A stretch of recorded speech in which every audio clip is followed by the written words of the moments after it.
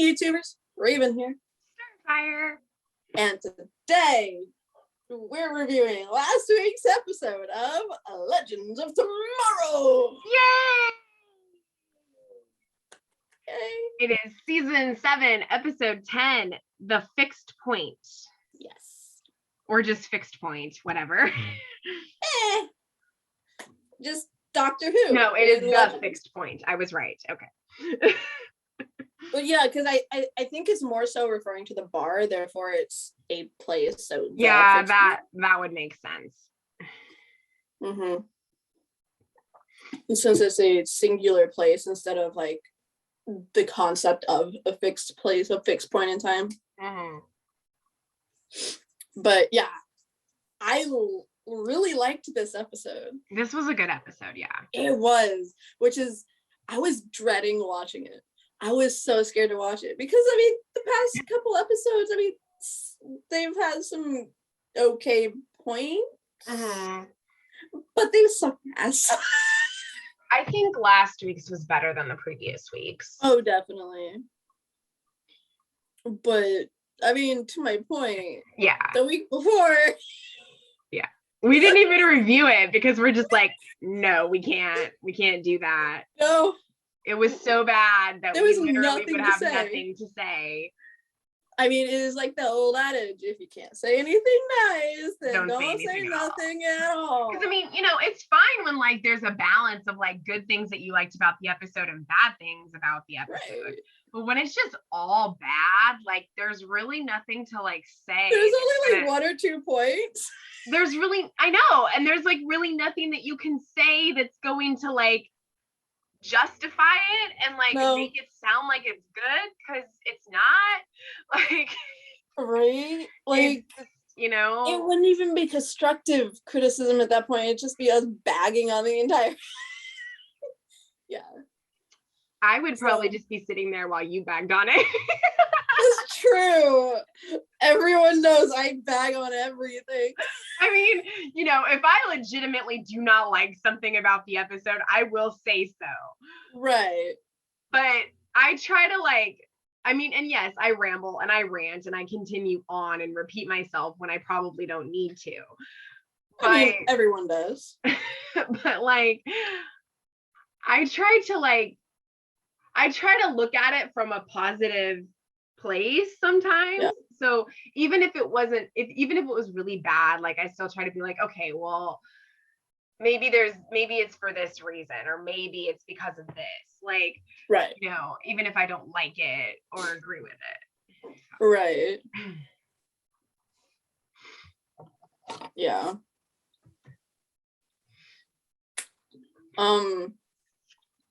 I like how freaking like the beginning of the episode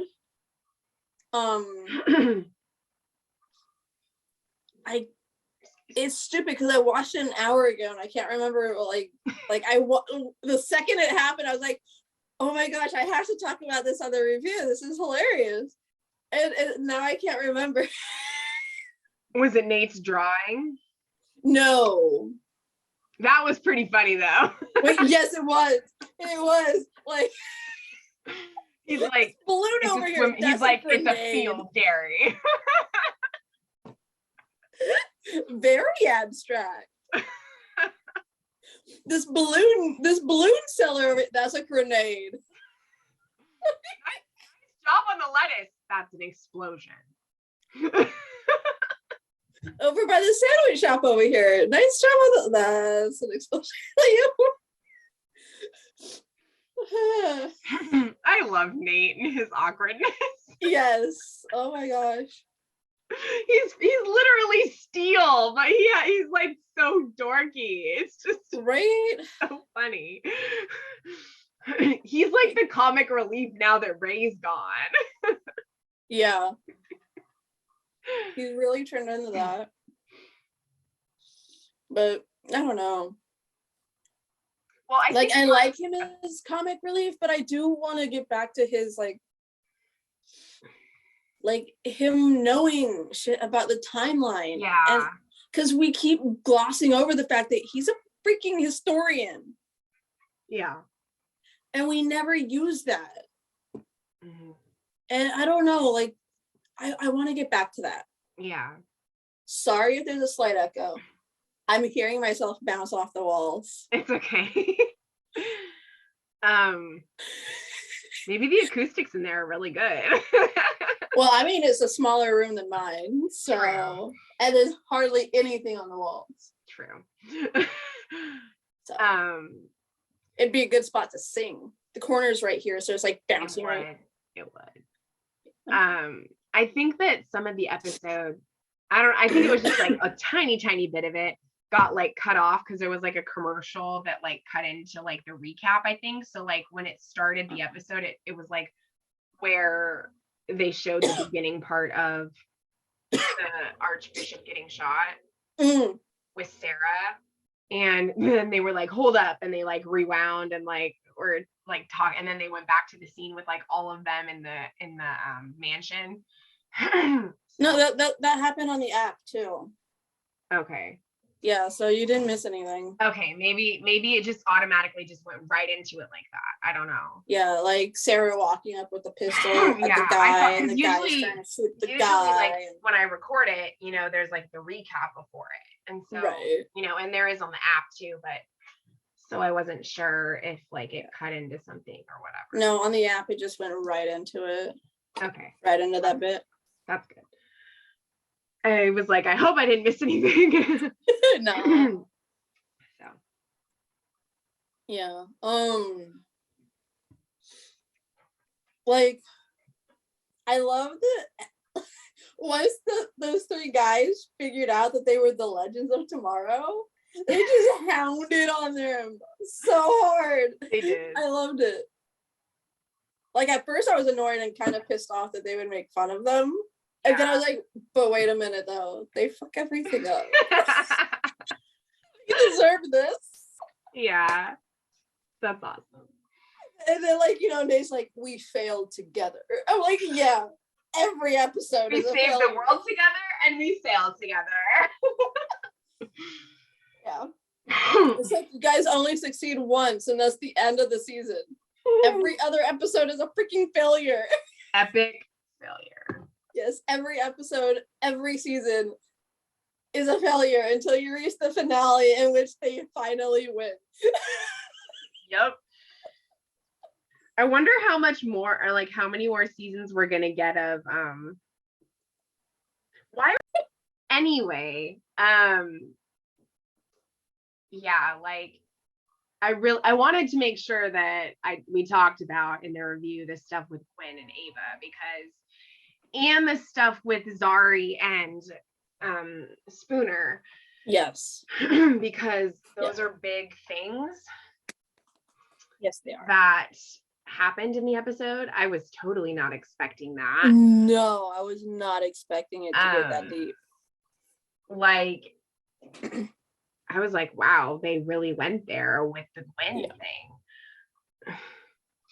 Yeah, with Ava like saying, look, whether you believe in God or your religion or whatever you want, like they'd want she's you like, to be I know. happy and She's love. like, it's great that you have such a profound, you know, faith and like belief. And she's like, I don't know what that feels like. And she's like, you know, if there is one, and he or she or they or whatever they want to go by, like, you know, it should you know, I can't remember exactly everything she said, but yeah, you know, I mean, that they should want you to experience right, the emotions of, or the feelings of being loved, and love is love is love is love is love is love. Because I mean, I can understand his like thought process behind it. Yeah, like, I totally understand. Totally, that. Like, you know, the whole thing about him not being allowed to be with him is his punishment. Right. Yeah, and no, all that. I get that from a place. Yeah, like I get that. I feel that. But yeah. At the same time, like, I don't know. It goes into a big like philosophical thing about, you know, all of that. But basically, God's gonna love you no matter what. Mm-hmm. And whether you believe in him or not, he will love you all the same. And Yeah. you know, he might not necessarily like the fact that people do that, but he's not going to punish them or judge them for it necessarily. Right. That may come later, but not right now. No. And you know, depending on how people feel and believe, but you know, it's I don't know. I don't think that something like that is necessarily punishment. I think that he should be allowed to be with who he wants to be with. Yeah. Because love is love, and it's not really any of our business what people do with their lives in that way. And we shouldn't judge them for that. Yeah. And you know, he's from a time period where that's completely forbidden. So in his mind, he thinks it is punishment because I mean, he can't help that that's how he was raised, you know? Right. And like that's yeah. And then just being homosexual in general in that time period is not okay. I mean, it's completely like frowned upon. And so just having that whole conflicting dilemma of not being able to be with who he wants to be with and being forever separated from him. Yeah. So I can't imagine being in love with someone that much and being willing to like create time travel to save them, knowing that I could never be with them even after I saved them. Yeah. Like to love them so much that you're willing to live without them so that they could live. Like it almost makes me think, I know this is totally different, but it almost makes me think of the season 2 finale of Buffy, where she literally has to kill him, even though she loves him so much. Yeah, she has to kill him because otherwise he will not be the angel that she loves. Well, otherwise, if she doesn't kill him and send him into the portal, then the demon that's supposed to come through will come through. Yeah. Like, oh, that finale was so heartbreaking. It was so hard for me to watch that because I love Angel like so much. Right. Even more than Spike and Buffy. And like, you know, I liked their moments later on in the series that they had, but for me, it'll always be Buffy and Angel. Yeah. So, you know, because they're the OG. I mean, like, you know, no matter how far apart they are or whoever they end up with, it's always still gonna be them. Yeah. Like, Buffy's never gonna find someone that like it's not that's gonna replace him. For her, it will always be he is her one person, but they can't be together. Yeah. I can't. And the only way she can be with Spike is because he has a soul. Yeah. But he does do some things that aren't okay.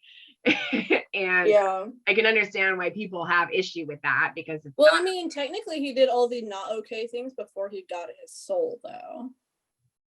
Yeah, but there was like something in season 6 or 7 where he like kind of raped or like attacked her, and that was, I think he had his soul then, and that wasn't okay. No, that's not okay. I didn't think he had a soul yet. I think he did at that point. Did he?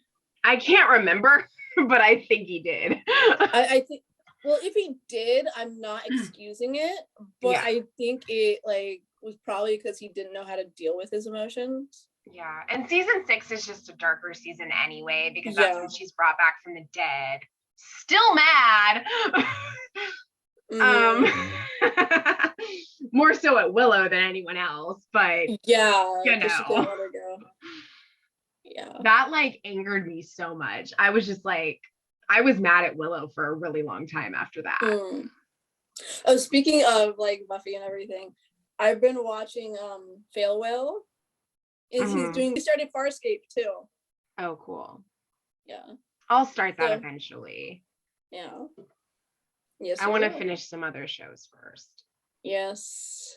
Like Star Trek. I know, I hear this excuse every time. I'm watching a bunch of stuff. This Is Us is ending this year though, so that will help. And I'm gonna probably finish Deep Space Nine sometime soon. I'm on season 6, and I'll start it sometime. Yeah. When I start it, I'll let you know. I just like giving you a hard time, you know this. I know. But you haven't even finished Supergirl. I finished Supergirl. I'm gonna finish it when I have the week so I can binge it. But I'm just saying, gonna start from episode you never even finished Fringe or Timeless. Like, I'm gonna start from episode 1 of the season and binge the entire season. What, of Timeless? No. Hell no. Supergirl. Oh yeah, season 6. Yeah. So I can like do an in-depth review of the final season. Right. And I can see more of Alex. The finale was, a baby. Finale was just, I'm still thinking about that finale. It was a good finale. It was a good finale. I really think that that the moment between her and Lena, it kills me. You're more of a super core than core fan. Oh, I'm a huge super core, yeah. I like them, but I don't ship them like that. I ship them wholeheartedly. Oh my gosh. Yeah. All the I'm more about Brainy and Nia, and they like got all of them, I feels, in the finale. And Alex and Kelly were good in it too. I mean, yeah. They were like, Jean officiated their wedding. I remember you telling me that. And like Jeremy Jordan as Wynn sang at their wedding. And so did Cara. So it was him and Melissa that were singing. That's awesome. Yeah. Haven't seen that since the musical episode. Yeah, so it was there was just a lot of great stuff. Yeah. But yeah, I mean, like, I'm proud of the fact that they went there with the Gwen and Ava stuff, but I'm also just really surprised because I legitimately didn't think that they would bring like the religion part of it into it. Right. You know, because a lot of times they don't. Staying away from that. Yeah, a lot of times they don't. They keep it very neutral and they keep it very, you know, like separate. And so, which is fine because it makes it more inclusive for everyone. Right. But I mean, there are also people that would be like, well, like my experience is this. Right. You know, and they want to be like represented as well. And I think like doing that finally, I think that's amazing. Yeah, me too. Like, because a lot of people that are homosexual grew up in that kind of like in those kinds of families, in very religious households, like where their families don't approve of it when they do come out. And so it's very sad. And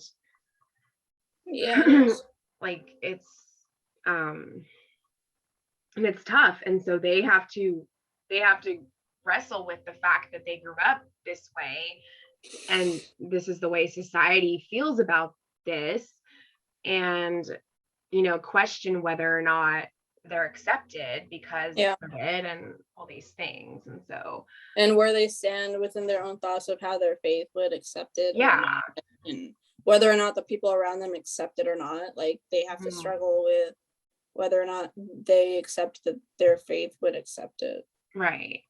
And I that think makes sense, but it also no, doesn't. it does. It does.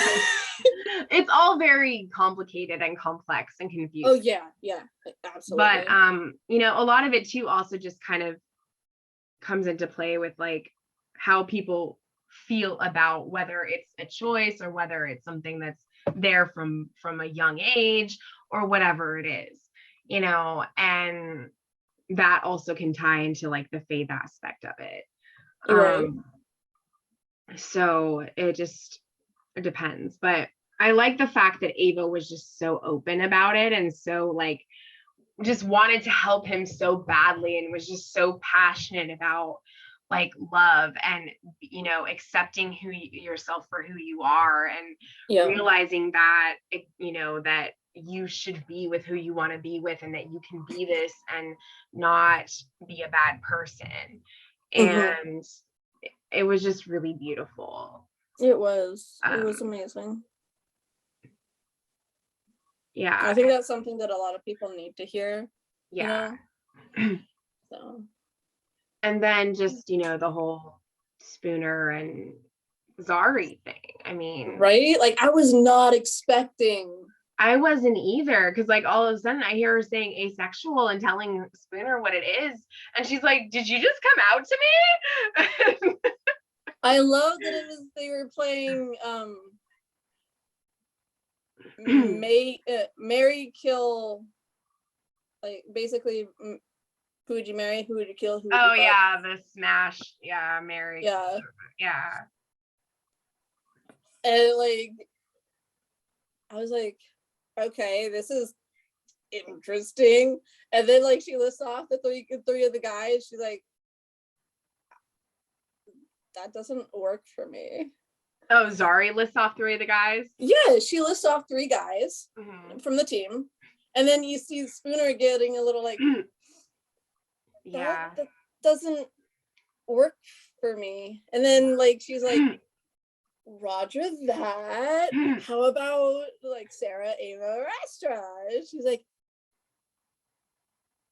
that doesn't work for me either. Yeah. She's like, Roger that. Then what's your type, girl? I don't have one. Oh, well, yeah, I didn't expect that. I didn't either. I love that Spooner didn't even know like she didn't know what, like how to quantify it or like what it was, you know, because it's not something you see really represented very much. Right. But there are a lot of people that are ace, and there's a lot of people that just don't have any desire to have a sexual relationship. You know, they still want to be in a relationship, or they still want to be hugged and loved. They still want the intimacy side of it and like the romance and stuff, but they don't necessarily need it to be physical. And you know, I like the fact that they're doing that, because if any network is going to do that kind of representation, it's going to be the CW. Right. And, you know, there's, of course, they have their flaws, there's problematic things, but they're really, really good about their representation for LGBTQ plus and for people of color and all that kind of stuff. And so, you know, I'm really like appreciative of that, because young people watch these shows, these superhero shows, and they need to have these things that they can look up to, and that they can identify with. And you know, if they're it's not that hard to just make a character be like that. They can still be themselves. It's not that's not who they are. It's just what they prefer to look at, like and it has nothing to do with their personality. Yeah, exactly. It's just a facet of who they are. Right. I mean, not that it has nothing to do with their personality. I mean, but like it is not. Yeah, it's a part of their identity. Right. But like it has nothing to do with how they interact with people. You'll write them the same way that you would if they didn't say that they were this. Because either way you were going to write them this way. So why not just have them say they're this? Because that's how you're writing them. Right. I'm sorry. No, it's true. Like, you're right. But it's, you know, I mean, there's been shows on like the cable networks like Sci-Fi and HBO and like Stars and all that have done those things, but they are a lot more adult and mature. And so with CW, yes, the superhero shows have some of that stuff, but like they also have an audience of people that are like teenagers, early 20s, people that are really starting to kind of like come into their identity of figuring out who they are and like really realizing whether they're straight or gay or queer or bi or non-binary or trans or whatever it is that they are, you know. And so it's just it's just really gratifying for people, I'm sure, to be able to see that represented on screen. Right. So yeah. And the fact that they confronted those two major aspects in one episode, and they did it so well. They did. Like, it was so like, this is Legends of Tomorrow, well probably done. The most shittiest show of the like, and I like the fact too that, like, you know, because Constantine had this love that he was like trying to get to as well, that was like in the past, and then Gwen has this, and it's like it's similar in that way, but Gwen is a way different character than Constantine. Yeah. And I really like Constantine was more bi, and then you have Gwen who's like just totally gay. but because Gwen is of the time he's from, and he's like a scientist, and he's you know, he's very different in like a lot of the things that he thinks about. Right. But I like him, and I think he's doing a really good job in the character and the role. Yes. And I think that he's enjoying it too, that he gets to branch out and play another character, because he's played Constantine so long that he probably is like, this is great to be able to play somebody new, you know? But yeah, I liked that they did that, both of those things. And and of course Behrad and Astra were so cute. Yes, they were, with their looks at each other. Yes. And like I was saying before we started the review, like, Astra's never had a friend. Since she was like, what, 6? When she got pulled into hell, right? Like, she hasn't had a friend since then. And her first real friend, Spooner, is sharing this moment with Zari. And she's never shared anything with Zari. And for like Astra to walk off like, oh yeah, nah, it's just whatever. I'm like, where's the jealousy? Like, I full on expected her to give Spooner a look and walk off with Behrad and not be that happy. Like, I was like, okay, your best and only friend like is keeping something from you. You can tell that much. Right.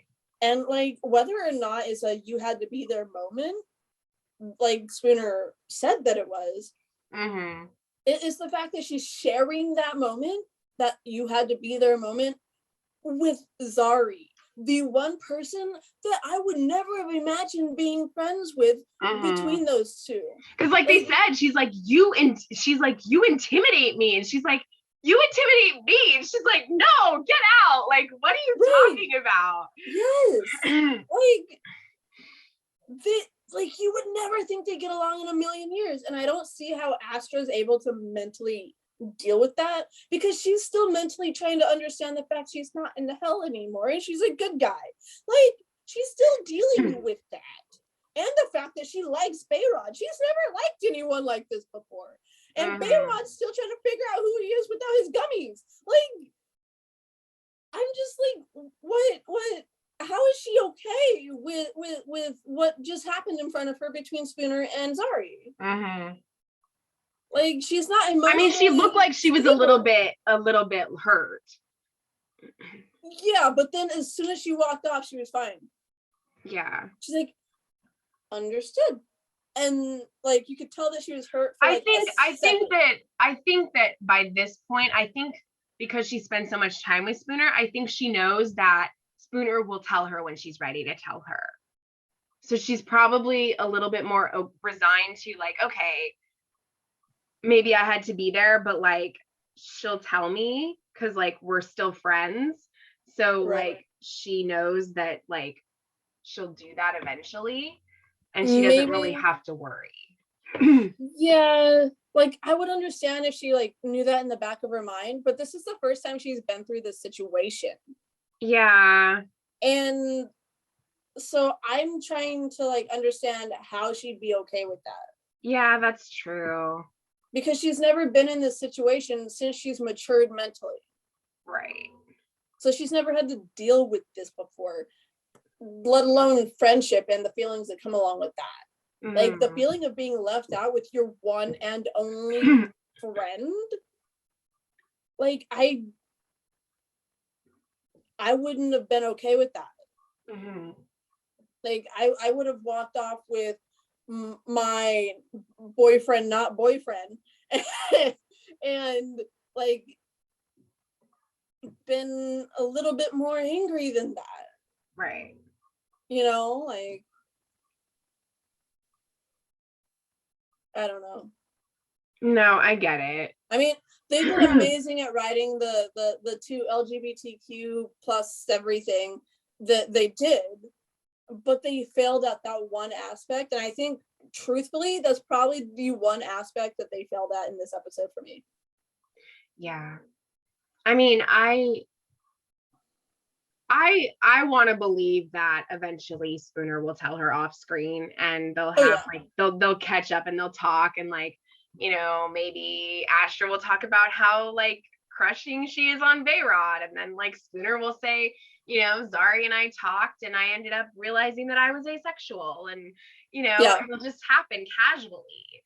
Like, you know, because they're friends and they still tell each other stuff. She was spending time with Zari. And, you know, Astra was spending her time with Bayrod. So it's not like they're not friends anymore. Yeah. They just were spending their time with other people. Right. But I can understand, and I would probably be a little hurt too if I wasn't the first person who found that out, considering how good of friends they are. So, you know, I get it. But I also want to just be positive about it. Yeah, I'm kind of over the whole like, you lied to me. Yeah. Like I'm sorry, like I mean, why can't we just see like strong, powerful female friendships without all the drama, without all the gossip? And we're seeing that, and that's great. Yeah. You know, like I don't know, like when you said it that way, but for between like this Astra and Spooner, like my mind went to like Kara not telling Lena that she was Supergirl, and then Lena finding out and being like, "You lied to me." No, I just mean like eventually it'll probably happen off screen, or it might happen in the next episode. Who knows? I don't know. Right. But I do believe like, that Astra will find out. Right. I know. I'm just saying that that's where my mind went. Yeah. No, I understand. Probably because I'm like binging all these fanfics of Supercore, but you're writing fanfic for Supercore too, so I'm also writing it. Yeah. So it's yeah. I haven't written since I got sick. I don't. Well, I actually wrote like a half a chapter the other night. I have a really hard. Forgetting we're on a review. So anyway, it was a good episode, and I don't know how things are gonna go next week. Neither do I. Or this week, actually. Right. Like 2 days from now. Yeah. Because we only have 3 more episodes. Yeah. I think they're gonna get the shit back next week though. Yeah. Well, so many shows are going on like break because of the Olympics coming up. And so they're not coming back till like March, when like they're having their episodes this week and then they're taking a break until March. Like the beginning of March. What's Legends doing? I think Legends is just gonna continue its season because the Olympics aren't on CW. But any of the NBC shows, they have to do that because the Olympics are on NBC. So they have to like put all those shows on break. Yeah.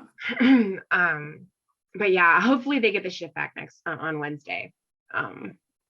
Yeah, I'm confident that they will, and then the final couple episodes are going to be them trying to fix everything and get the ship like under their control and save Gwen's boyfriend. Yeah. Yeah. I'm just surprised about that Thawne guy. Like, how is Eobard there? he's I not know the they same explained it. character. Huh? He's not the same character. Yeah, no, that's Eobard Thawne. It is? Yes. That's the actor that changed himself to look like Harrison Wells. That's Eobard Thawne. Oh, Yes. no way. Yes. That's like, that's Reverse Flash. There, being a good guy. Wow. Yeah, no. I completely forgot that was the same guy. Yeah. Because we've had so many Wells Thawne stuff. I'm just like, I can't. Mm-hmm. Yeah. Why was he there? Why is he the one who's trying to do it, not time itself? There has to be a reason. Because the time rates, the black speedsters, the time rates, they basically keep everything in check, but I guess they take, maybe it's what speedsters do after death. Maybe all speedsters after death are required to look after the timeline at fixed points in time. Maybe they are.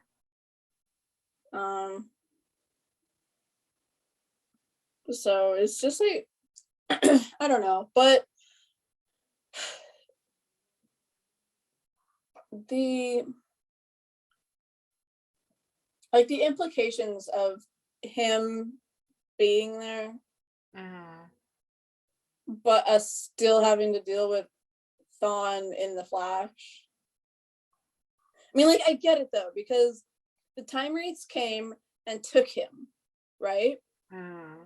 And then stripped him of everything until he was just Eobard Thawne, and put him in the time stream to protect World War I.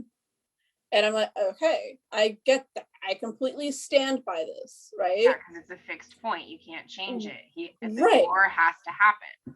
Right. So it's like the Watchers from Fringe. Like, it has to happen. They'll make sure it happens. Like, but or I'm sorry, the Observers, right? They weren't Watchers. They were Observers. Yeah, but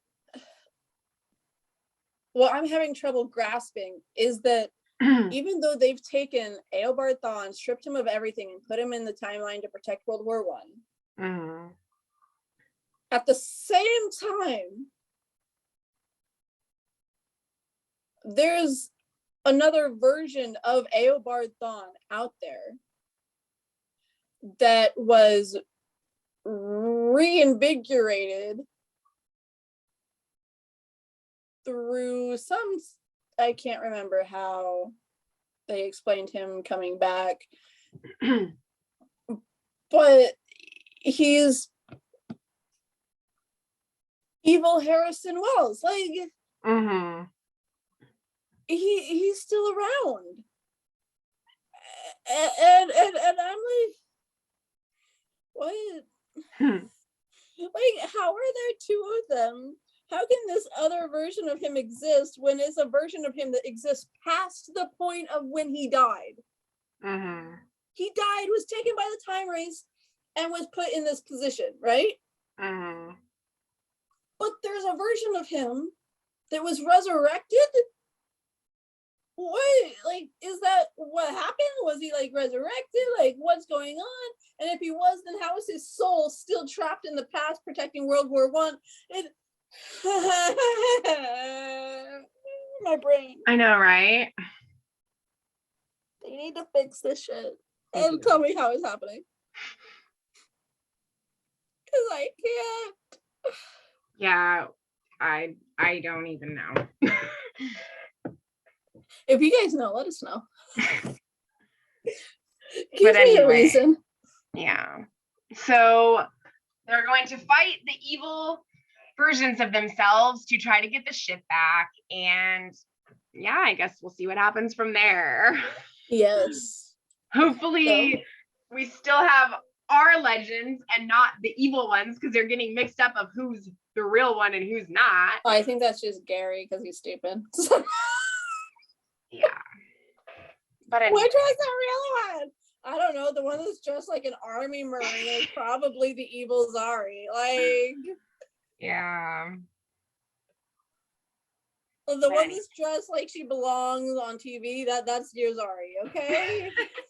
Like, yeah. The one wearing makeup. Look, the one with the eyeshadow is the one that you like, okay?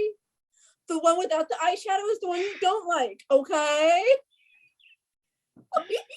Yeah. Or how about this? The one with the bracelet that controls the air element is yours. The other one is not. How are you confused by this? This is Gary, okay? Well, maybe there's a reason why he's confused. I don't know. Because it sounded like some of the others were like getting confused of who was real too. I don't know. Which we will find out on Wednesday. Right, but at least it won't be hard to discover which one's Sarah, because the other Sarah is just an emotional assassin. So let's just hope that Thawne doesn't die, because then Sarah will have to take his post as a defender of the fixed point. Yeah. Like, that will have some serious implications on the team. Yeah. I really hope that she's not leaving. I mean, we already lost our full real Sarah because of the whole Bishop thing. Clone. So, you know, let's just hope that this also doesn't happen. Right. Or maybe they could reprogram the Sarah, the evil assassin, and stick her there. Maybe. I mean, I don't have that much faith in the writers, but maybe. Right. Well, on that note. Yeah. Till next time. Always stay true to who you are.